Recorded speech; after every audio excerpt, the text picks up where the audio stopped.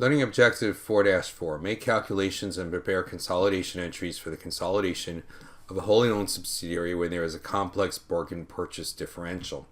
So remember again that a bargain purchase would occur when the amount of money paid by the parent, and if there's a non-controlling interest, that would also be added in there, is less than the fair market value of the net identifiable assets. So it's very common for stock to trade at a value lower than the fair market value of the net assets. And these companies are often acquisition targets because investors feel there's something going on there, there's something wrong that indicates that the company might benefit from a takeover. So in these cases, these companies may be ripe for acquisition. Anyway, the situation would be, again, when the acquisition price, the acquisition cost of the company, is less than the fair value of the net assets. And it's very possible that the net assets, we've got the fair value of the net assets wrong. And we're missing some kind of liability there, perhaps a contingent liability. Or we may be missing, some of the assets may be overvalued. And therefore, the fair market value of the net identifiable assets that we're actually looking at is wrong. And so it's very important not to confuse a bargain purchase with an impairment. Because it's possible, if you think you have a bargain purchase, that you actually have an impairment, or you have an unrecorded liability which needs to be recorded. Bargain purchase, you would not record a bargain purchase until you verified you've got all your assets, they're properly valued, and you've got all your liabilities on the books also. So again, a bargain purchase would be a business combination where there's some of the acquisition fair values given, any equity interest already held, any non-controlling interest is less than the fair market value of the net identifiable assets. And you could, if you think about it, it's negative goodwill, but instead of being recorded as a negative asset or as a liability, it's actually going to be recorded as a gain, and you're going to write up the acquisition cost as a result of the gain. So it's quite a remarkable thing, because with a bargain purchase, you are actually going to record a gain on purchase.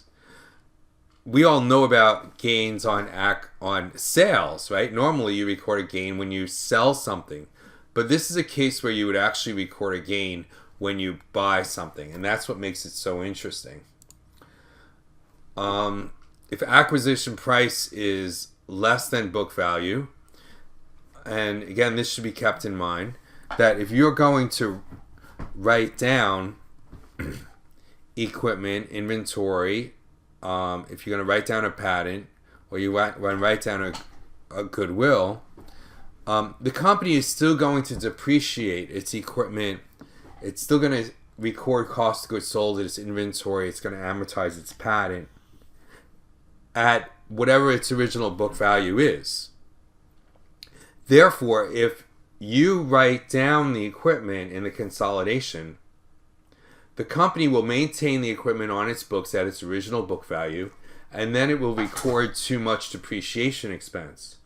If the company keeps the inventory on its books at its original value, even though the parent, wrote it down in the consolidation, the parent will then record too much cost of goods sold, and so on. Now, there's an important thing here that you got to keep in mind when this happens. And this doesn't happen when you have write-ups. When you have write-ups, then the sub records too little depreciation and the parent needs to record more. Here what we're saying is when you have write-downs, the parent records too much expense based on those overvalued assets, and therefore the parent needs to reduce those expenses, and we'll go into how to do that. But there's another consideration here that you have to think about, and I don't think the book talked about it enough, but it's very important to understand. And that's that if you wrote down the equipment, then the equipment is probably impaired. If you wrote down the inventory, then it's probable that the sub is not recording the inventory at the lower of cost or market. And therefore, the inventory needs to be written down to lower of cost or market. Same thing with patent. The same thing with the existing goodwill. And as if the sub had goodwill on its books and the parent decides to write it down, then chances are that goodwill is impaired and it should be written down on the books of the sub. So in these situations, when the parent writes these things down in the consolidation, what's more likely to be the case and proper accounting is for the sub to do it on its books because those assets are overvalued. I'm at the Peerless and Special 3 template. So Peerless acquired all of Special's common stock for $310,000.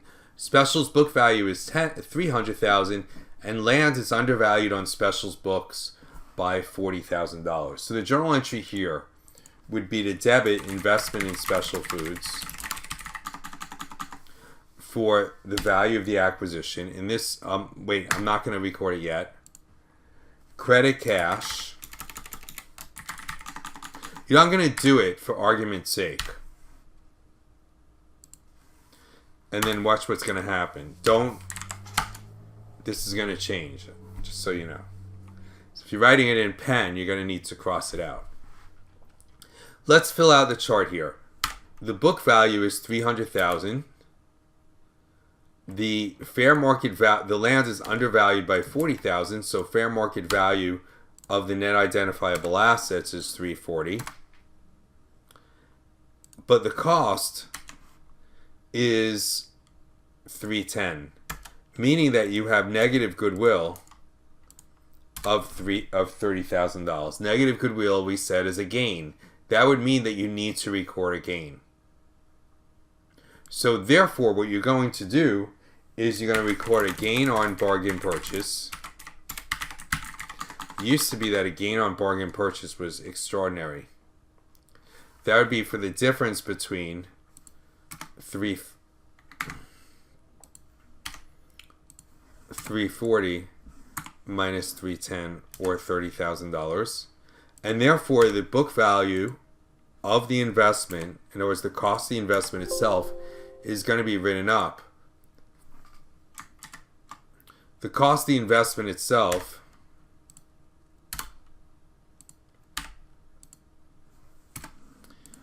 is going to be written up to $340,000. So now the cost of the investment is $340,000, and there'll be zero goodwill. And that's how it's going to be done.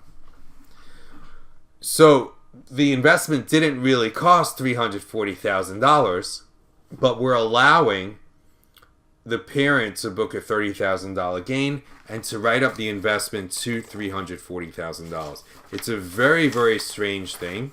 The accounting used to be that you could not record it for more than the cost, and therefore you would have to prorate the book value of the different assets of the subsidiary, and you would apply that $30,000 gain.